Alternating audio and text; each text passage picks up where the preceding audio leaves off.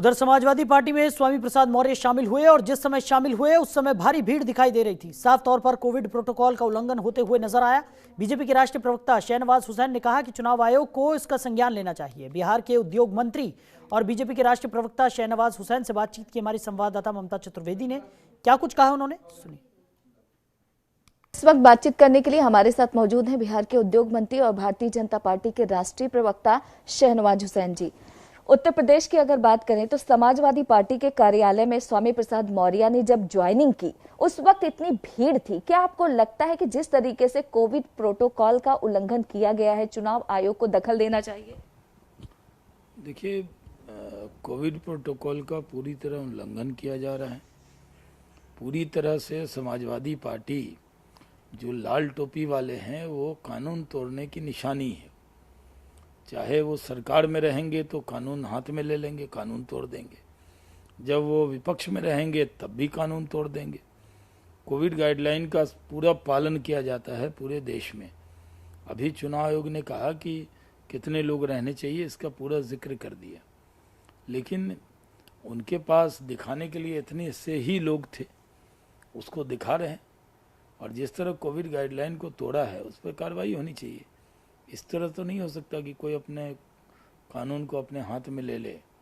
ये दुर्भाग्यपूर्ण है। इस तरह का माहौल बनाना ये बहुत गलत है। और मैं मानता हूँ कि समाजवादी पार्टी ने आज सारी मर्यादा तोड़ दी है। वो कितने ही लोग दिखा दें, कुछ फर्क तो पड़ने वाला नहीं है। सरकार तो भारतीय जनता पार्टी की अपार बहुमत से बनेगी, इसमें कोई शक की गुंजाइश नहीं। अखिलेश यादव ने तंज कसते हुए कहा है कि स्वामी प्रसाद मौर्य जिस पार्टी में होते हैं सरकार उसी की बनती है और बीजेपी की आने वाले समय में और विकेट गिरेंगे। ये सब कहने का कोई फायदा नहीं है। वो ऐसे कहते रहें। सरकार भारतीय जनता पार्टी की बननी है। वो जब भी पिछली बार भी तो राहुल गांधी जी को गले लगा के वो इतने खुश थे कि लग रहा था यूपी के लड़के, तो यूपी के लड़के आए थे तब भी वो नहीं हरा पाए भारतीय जनता पार्टी को, बल्कि खुद हार गए। जब जब अखिलेश यादव किसी से भी समझौता करते हैं तो समाजवादी पार्टी की दुर्गति होती है।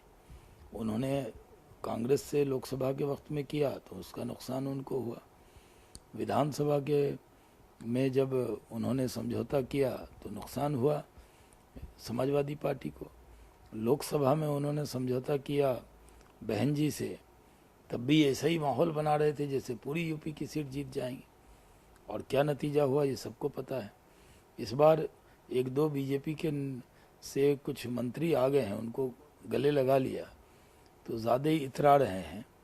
जब चुनाव आएगा तो पता लगेगा। उत्तर प्रदेश की जनता समाजवादी पार्टी का वो गुंडा राज भूली नहीं है।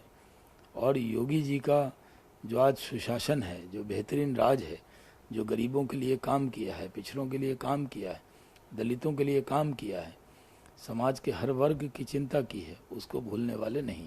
आखिरी सवाल सर, जिस तरीके से लगातार बीजेपी से लोग समाजवादी पार्टी में जा रहे हैं, क्या आपको वाकई लगता है कि उत्तर प्रदेश में बीजेपी को कोई फर्क नहीं पड़ता?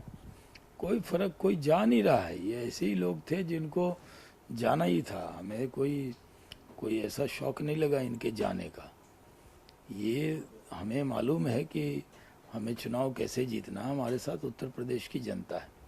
वक्त देने के लिए शुक्रिया। कैमरा पर्सन शेरा सिंह के साथ ममता चतुर्वेदी, जनतंत्र टीवी, दिल्ली। खबरों के निष्पक्ष विश्लेषण के लिए सब्सक्राइब करें Janatantra TV and press the bell icon. Never miss any update.